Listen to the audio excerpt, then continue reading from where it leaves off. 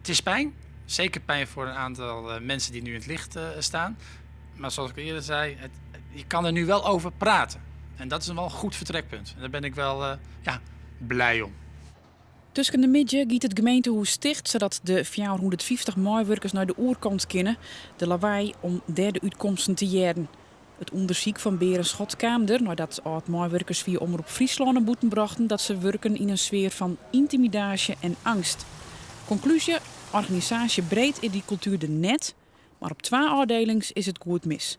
De bestuursondersteuning speelt al langer een conflict. Nee is dat de afdeling publiek, dit bijgelijks de baliefuncties ondervallen, net goed functioneert. Altijd speelt er wel op afdelingen wat. Dat het in deze omvang op deze afdeling speelt, wie voor u zeg even nee. Ja.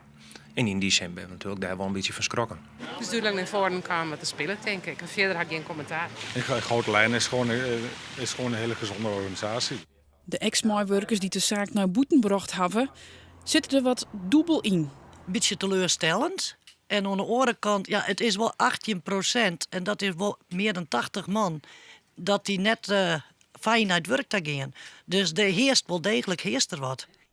Het probleem zit hem vooral bij 3 leadingjaanden. Die blowen voor eerst gewoon aan, maar de zaak moet nou wel oppakt worden. Ze zullen samen, en dat zal zeker door de directie zal ze daarmee gaan bemoeien. En ervoor moeten zorgen dat we een situatie krijgen dat er vertrouwen is, dat er sociale veiligheid is op die afdeling. Maar dat is juist de basis van het probleem. Dat vertrouwen in internet. Dus kunnen zij er maar elkaar uitkomen of moet je dan extern bureau inhieren? Ja, nou, dat zou best kunnen. Stap 1 is nu te zichtbaar gemaakt. 2, de leidinggevende zegt van ik herken dit. Ik wil hier ook mee aan de slag. Ik ga ervan uit dat zeker de mensen op de afdeling er ook mee aan de slag willen. Het vertrekpunt is een hele kritische. Opvallend is verder dat iemand op het trein maaiwerkers vreugdjespolitiek binnen de organisatie constateert.